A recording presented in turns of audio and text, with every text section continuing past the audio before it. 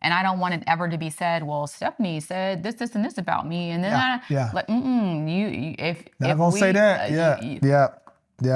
you will never hear that, because I don't have time to have those kind of conversations about people who are no longer in my life. You're just like, what happened? How did that happen? I didn't deserve that. Yeah. How did we allow ourselves to be put in this situation, or whatever? But then you live and you learn. You grow up, you put your big girl panties on, and you move on, right? Like a big boy underwear, like whatever. And you move on, but you move on with wisdom. It's not in the celebrations of life that you discover who your real friends are. It's yeah, you got it. It's in the storms. Yeah. It's in the muck and the mire. The people that are willing to roll up their sleeves and say, I'm with you. I don't have to know, but I'm praying for you. It's not who stands with you in the sun, it's who stands with you in the rain.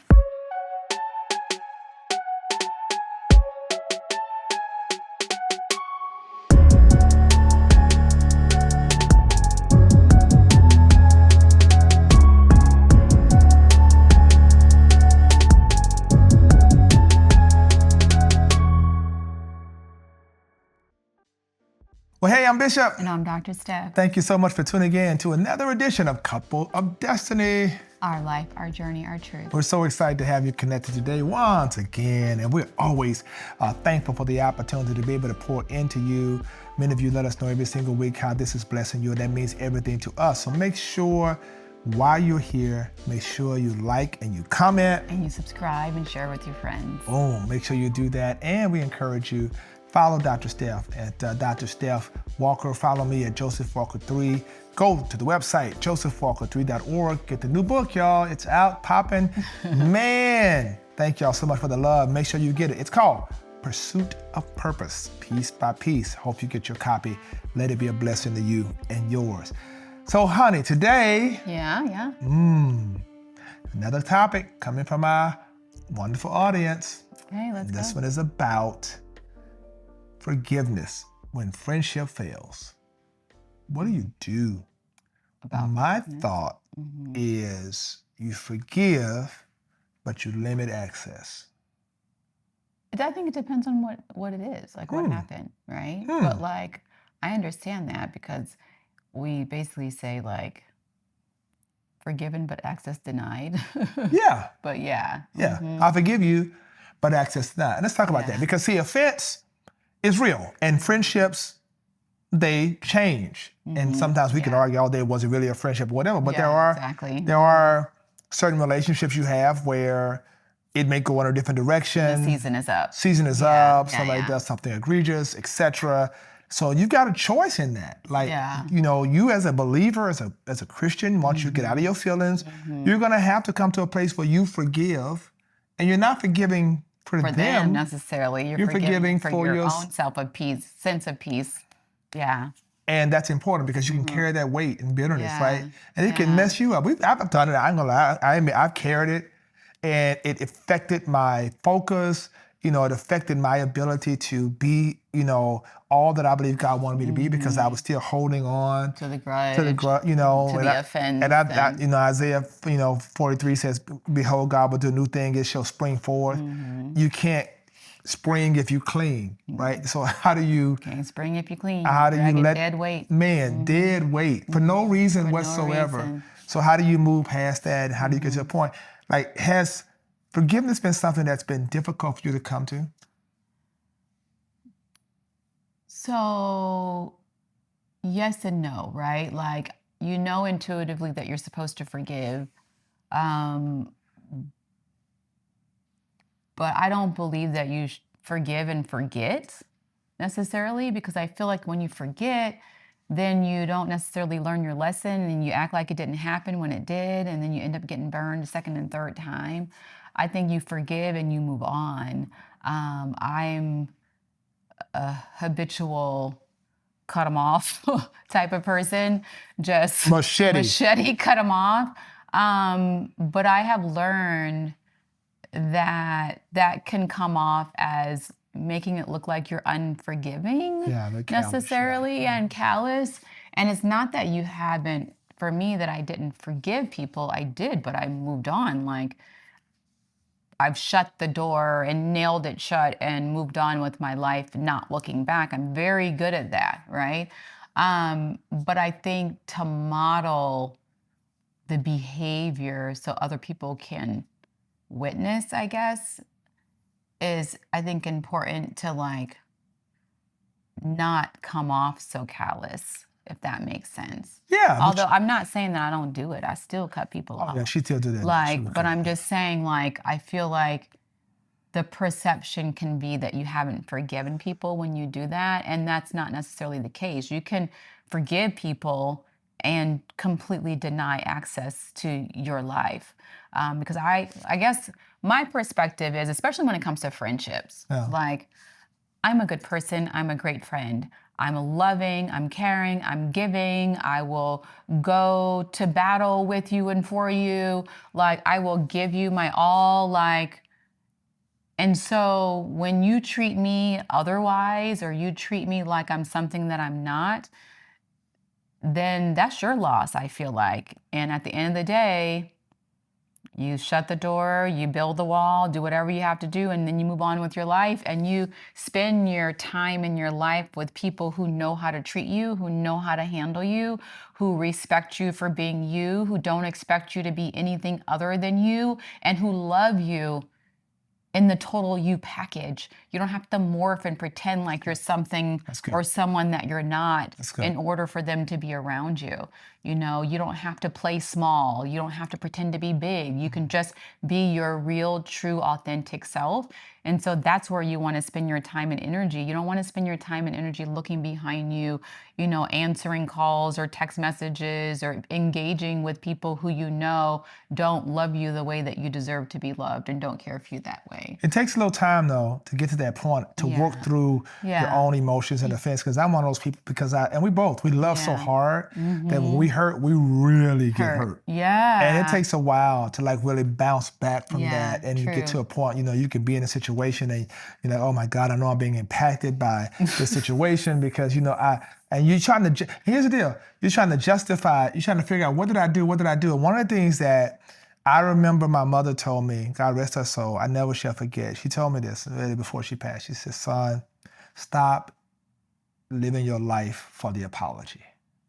You're waiting for the apology. You feel like you can't go on until they you can't live your life for the apology. Waiting for it. Yeah. Waiting for someone to come to their senses, or someone to have that revelation. Like, oh my goodness, I made a huge mistake. But at the end of the day, you got to live your life. You got to go on. Right. And it may take 5, 10, sometimes 20 years for a person to come back and say, you know what, I was so wrong. 100 years. They may never do it. But it's okay because you can't hold your life up waiting on that. You got to know how to forgive them in your heart and to move forward. But then also it's about now the rules of engagement. Yeah. I can be cordial. I can be in a community setting, but you ain't coming to my house.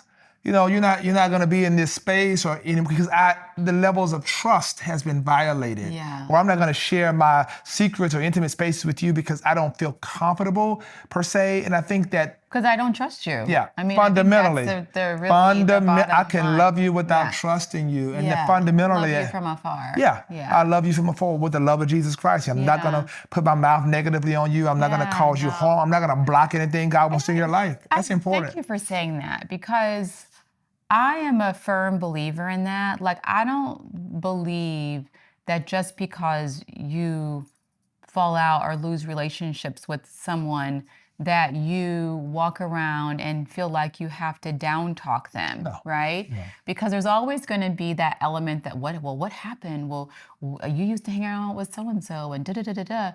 Like, my mouth is shut and sealed. Like, it's a waste of time and energy to rehash. Yeah.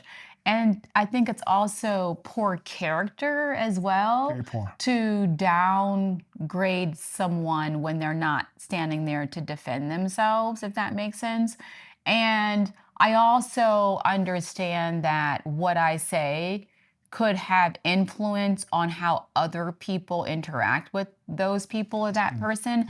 And I don't want to be responsible for that. I don't want to be responsible for your adult relationships with other adults. You know, like, you can see, you can observe, but you don't have to know the details of my situation. And you have to interact and engage on your own behalf. Because I think that sometimes people do learn their lessons and they learn to have better behavior with the next person or what have you. And I don't want the negative story to necessarily have to follow them. Does that make sense? Like, I don't know if that's compassion or like whatever that is. Like, I don't want to be responsible for your relationships with other people. And I don't want it ever to be said, well, Stephanie said this, and this about me. And then like, if not gonna say that. You will never hear that, because I don't have time to have those kind of conversations about people who are no longer in my life. One of the things that I try to help people understand, I think this is a real big one, right, is that the trauma of bad relationships or friendships can impede new friendships because you're bringing that trauma and those suspicions and you're bringing all that energy over, and you're not those allowing walls and barriers, not that you allowing put up. people who genuinely God is sending your life to love you and be authentic, to really materialize, right? And so that's why that forgiveness is so important, because you'll miss all this new relationships. That's good. We've been so blessed, our and we called it, like our community. Circle. Our community, our crew. Like, they know who they are. I want to mention them, they know they are, but our crew, like, we're very tight knit. We travel together, we hang out, we know who that crew is. And that's so important, because these people genuinely love you for you.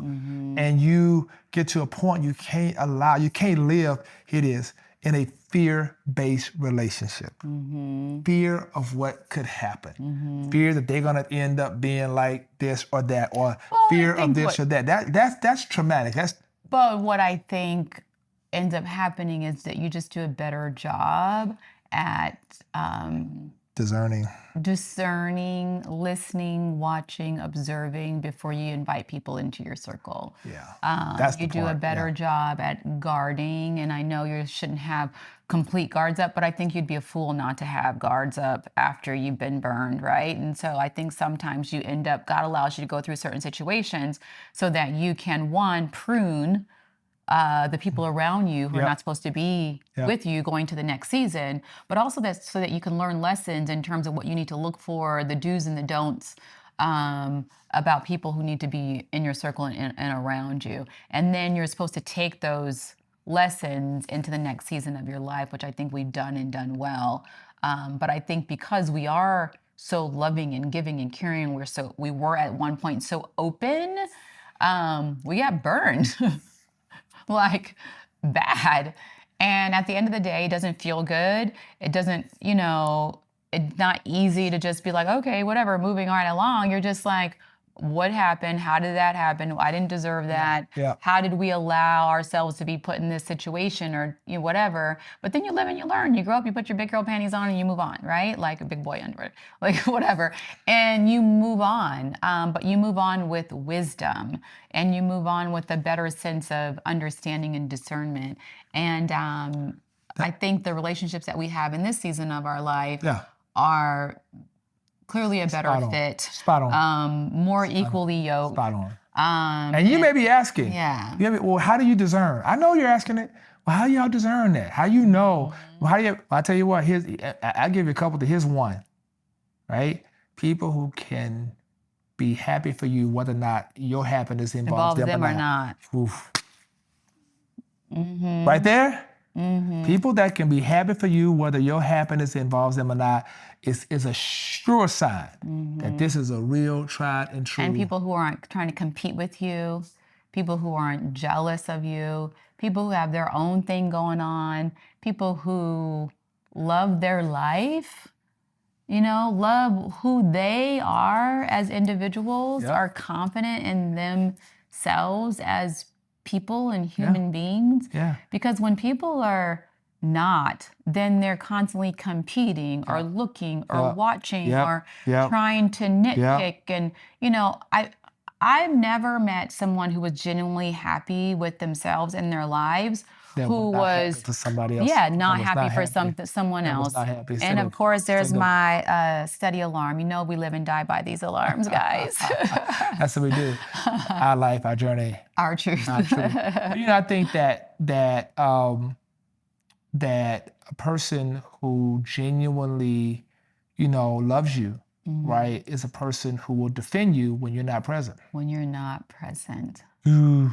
And I strongly believe that the people who God removes from your lives, He does it for a reason. And frequently, one of the reasons is because they sit in rooms where people are talking in negative terms about you, and either they're chiming in Or they say nothing. or they say nothing, which means that when you're saying nothing, then you're complicit. You're co-signing. Yeah, Yeah, you're co-signing on it. co-signing. Yeah. And so, but that's okay. I truly believe that in the various seasons of your life, again, I use the word pruning, like God is supernaturally orchestrating these things. But I think what we have a tendency to do is not listen. When God shows us that someone is not necessarily a good fit for our life or our season, sometimes we try to hold on, whether it be a platonic relationship, whether it be a boyfriend-girlfriend relationship, whether it be like whatever interaction you have with these other individuals. He will frequently show you well ahead of when he has to then come in with a machete and chop off the relationship for you because you're being knuckleheaded or what have you. So I think one, just being prayerful about the relationships that you're having in your adulthood, and what else? Yeah, I think I'll throw the scripture out as we kind of tie a bow around it. I think this will kind of make it all make sense. A friend loveth at all times. At all times. And a brother is born for adversity.